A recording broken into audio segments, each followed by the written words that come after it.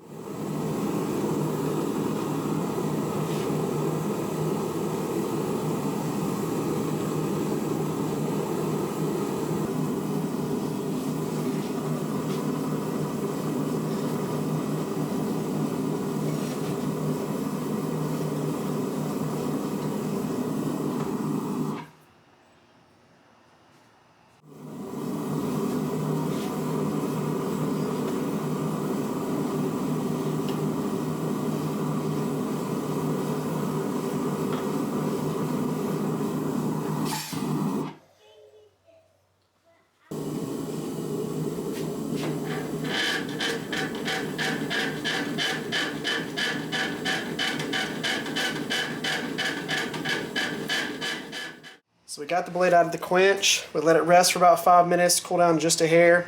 And then we're going to take a nice sharp Nicholson file and we're going to shave down the decarb layer and get to the actual hardened steel and then file test that. You're going to hear what it sounds like when it transitions from the dull to the more high-pitched noise as we cut through it. So dull.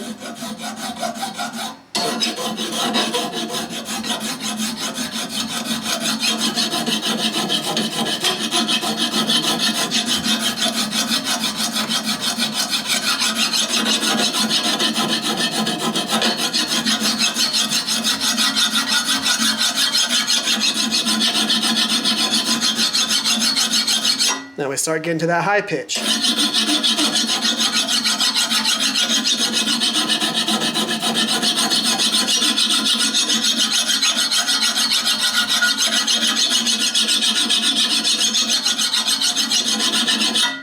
Now we know we've cut through that decarb layer. Got our 65 HRC file.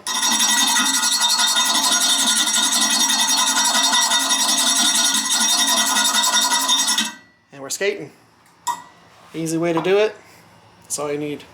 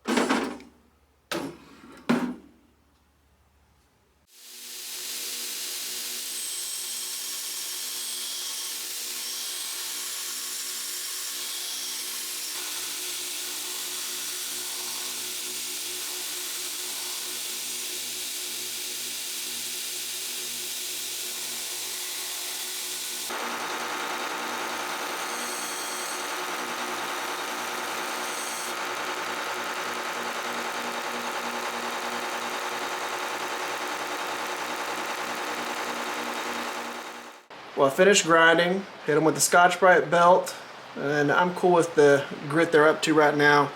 Went ahead, did my maker's marks on them, and now we got to go ahead and vinegar soak them.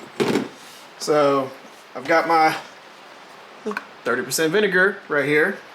What it's going to do is it's going to eat all of the forge scale off of here. So there's a hard line that is right here. All of this area is all forge scaled, and pretty much all of the actual handle area itself is forge scale. So we got to get that all cleaned off. We're going to let it soak in vinegar.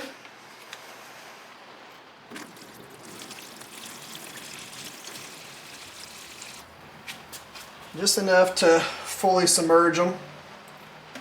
And what that's going to do is it's going to eat away all of that forge scale, and it will actually patina the blades too. Now this isn't the final. Basically I'm using this to get all the forge scale off, and then I'm still going to acid etch them and stone wash them, because I think that a stone wash finish over the whole entire thing would look really good. So we're going to let them soak in here overnight, which is going to be from right now to the morning, about 7 hours, because it's already almost midnight and I got to be up by before 7 o'clock. So I'm going to let them soak, just do their thing, and then we'll come check on them in the morning. Well, the morning was a little bit busier than what I was expecting, so these have been in here for like 9 hours. We'll see what they did. Let me grab my scrubber here.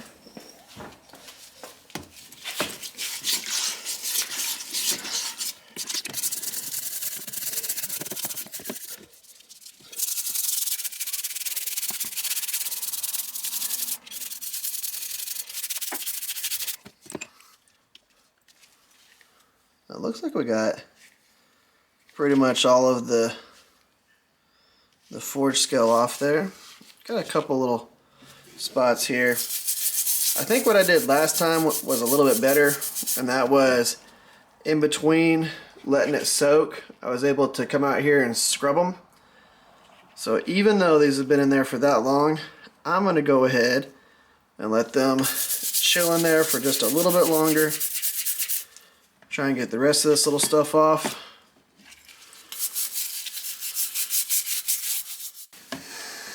Alright, let's do one last scrub down before we go into the acid and then do our stone wash.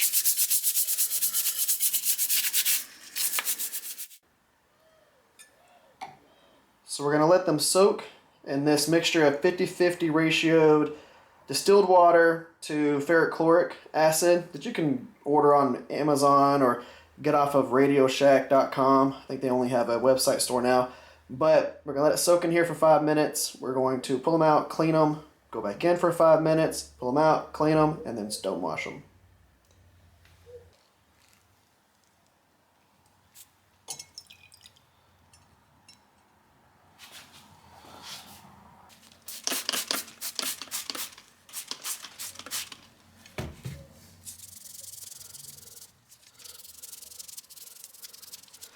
Basically, just kind of clean them off a little bit, scrub them down, and then I'll end up wiping them off, and they'll go right back into the acid for a little bit longer to kind of even out the finish, because you can see there's some little areas right here and right there.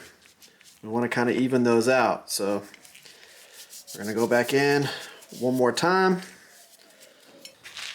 So now it's stone washing time. We got them cleaned up.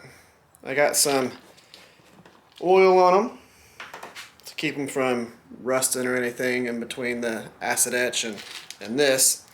We've just got some aquarium rocks in there, some of the more sharp ones. I'm going to toss it in there. And then basically turn this into a stone wash and shake weight. You only have to do this for about a minute. It's not a very long process if you do it this route. If you do it some of the routes that the other guys do, where they attach it to their 2x72 and kind of let it rotate, or you use a tumbler, those are cool. My 2x72 has 3 speeds: fast, really fast, and stupid fast. So that would not work with this until I get a VFD, because I'm still using a non-VFD. Anyways, shake weight time.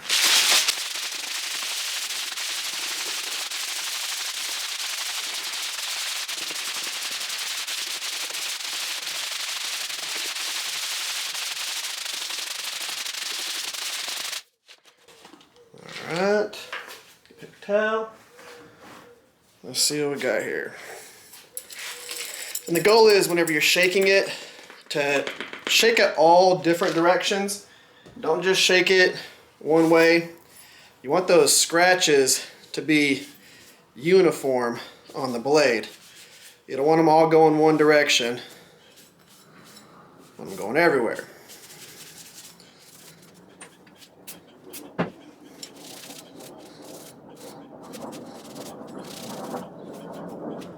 Like that. Going all over the place.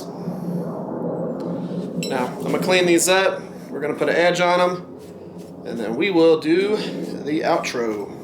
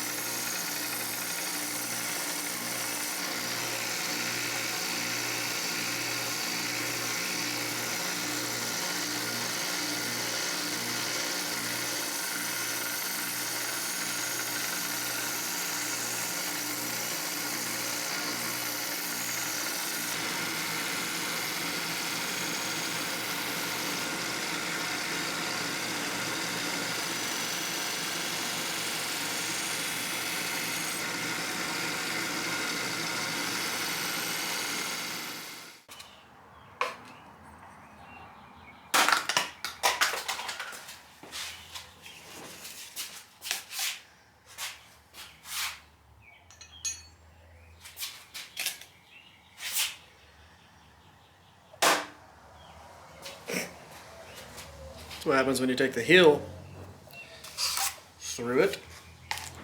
Phew. Luckily, I got backups. There. Alright guys, let's go ahead and wrap this Shop Talk Tuesday up here. So we were able to take some pieces of steel just like this. Of course, it started off as a coil spring. We forged it into pieces of steel like this and then cut them down. We were able to take something like this and turn it into knives. So it's a pretty cool process. I'm happy that I'm working on this, and to give you an idea of the reason why these are even happening is because I'm practicing the actual forged integral, however you want to say it, bolster, because I want to do some hidden tang knives that have that bolster built in there, and I think it looks really cool. Now of course this was the first one of the two. Really cool profile. Of course they're twins, they're the same profile, but you can still see the texture from the forging on this one, which to me still looks cool. I actually really like this one. But you go to the other one and you'll see how smooth that transition is. That is just hammer and anvil, and it's that clean. Really like how that's turning out. And of course, we did the full handle built in with steel. They taper from here all the way back. They flare to the end, both of them. They're fully rounded, and that's all forging.